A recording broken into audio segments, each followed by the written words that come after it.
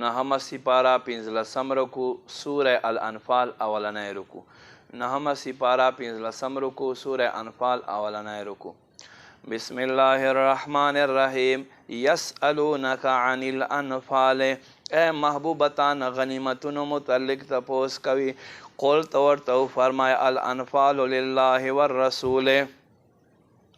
غنیمتن مالک اللہ واللہ رسول دے فاتقوا اللہ اللہ نہ ویریگے و اصلحوا ذات بینکم خپل میس کے صلح ساتي و اطیعوا اللہ و رسولہ اطاعت کوي دا اللہ و دا اللہ رسول ان کنتم مؤمنین کتاسو ایمان والیے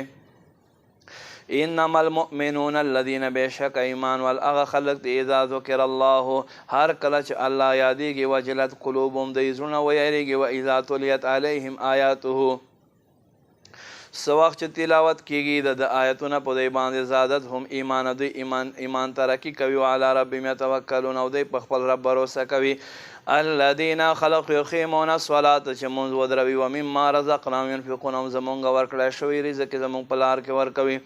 اولئک هم المؤمنون حقا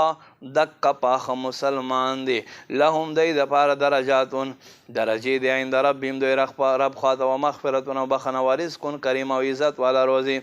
کما اخرجک ربک من بیتک بالحق څنګه چې اے محبوب دې ستا رب تو بهر کړل خپل کورنا په حق سره و ان فريقا من المؤمنين لکارهون او بشک د یو مسلمان جماعت لدین ناخوش و یجادلونک فی الحق تاثرا حق خبره کې باز کوي بعد رسو ما تبین چې ظاهر شوا کانما یساقون الی الموت گویا کې دوی په خپل سترګو مرګ طرف ته راکاږلی کېږي وهم ینظرون په داسې حال کې چې دوی ګوري واذ یعدکم الله یاد کړئ چې الله تاسو سره واده وکړه احد الطائفتین په یو د دې جماعتونو کې انها لکم چې یو به د ستاسو په لاس کې وي وتودون او تاسو خوښولو ان غیر ذات الشوکت هغه چې بغیر د محنت بغیر د ازغو تاسو ته میلاو شي تکون لکم وګرځي ستاسو لره ویرید الله الله اراده فرمایي ان یحق الحق بکلماته هغه چې خپل کلام سره